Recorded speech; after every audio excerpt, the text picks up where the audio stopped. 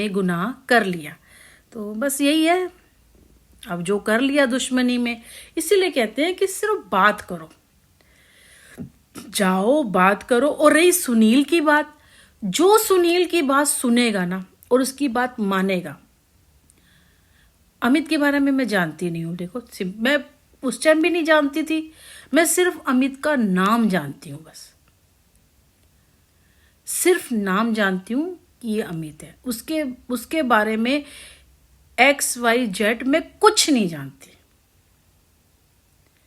मैं उस टाइम भी नहीं जानती थी, मैं सिर्फ नाम जानती हूँ कि ये अमित है, बस इसके अलावा मैं कुछ नहीं जानती। वो मेरे बारे में सब जानते थे, पहले भी जानते थे, आज भी जानते होंगे बहुत कुछ। ना मैं कल उनके बारे में कुछ जानती थी, ना मैं आज में जानती हूँ। इससे ज़्यादा मैं नहीं कुछ कह सकती हूँ।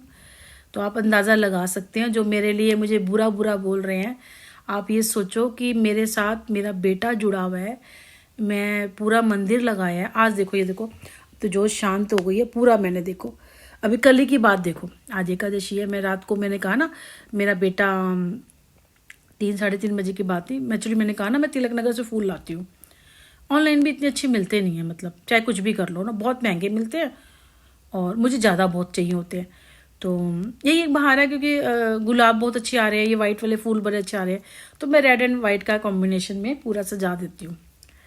तो बेटे ने कहा मम्मा ये शादियाँ हो रही है ना, तो यहाँ पे एक दुकान है वो खुली हुई है, ये देख लेते हैं।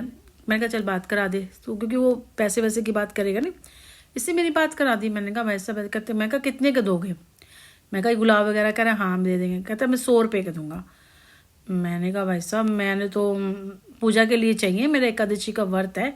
वो बेटा बाहर था तो मैंने बोल दिया मुझे मिले नहीं, मतलब पूजा मैं सुबह जल्दी करती हूँ, तो आप 50 रुपीज़ में दे दो जितने भी आएंगे भाई, और मैंने पूजा के लिए चाहिए, मुझे ऐसे कुछ नहीं चाहिए, मेरे एकादशी का व्रत है। तो फिर उसने दे दी और काफ़ी अच्छे सारे उसने दिए मुझे ना। फिर बेटा सुबह लेके आया था, तो मैं 4 बजे करती हूँ, फिर मैंने 4 बजे नहीं करी, बाकी सारे काम कर लिए थे। मैं कहा बेटा नहा लेगा तो उसके बाद नहा के फिर मैं पूजा करूँगी। तो मेरी पूजा शायद 6:30-7 बजे जो भी हुई, मैंने टाइम नहीं देखा, इतने बजे मैंने सुबह पूजा करी, लगाया बस। तो देखो ऐसे ना इतनी और औरत के साथ नहीं, और मेरे जैसी। अब किसने क्या बोला, क्या गलत फहमी है, क्या निकल के, देखो मैं सामने हूँ। आप मेरे से पूछो, जो बंदा मेरे के लिए गलत बोल रहा है उसको सामने बिठाओ, उसको सामने बिठाओ, मेरे को सामने बिठाओ, फिर आप बात करो।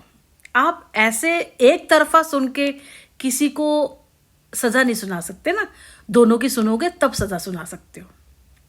मैं बोल रही हूँ, अब सुनील की बात लो। सुनील ने मेरे बारे में लोगों को बताता चला गया, मैं सफाई देती चली गई, मेरे बारे में लोगों ने सब जान लिया। आपने सुनील के बारे में जाना कि वो कौन है, वो कैसा है, कैसे किया, कि क्यों इतने कर। देखो मैं तो हाउसवाइफ थी, मैं तो कमाती नहीं थी, और बेटा मेरे ख्याल से 9th में था जब इतना कर्जा था हमारे।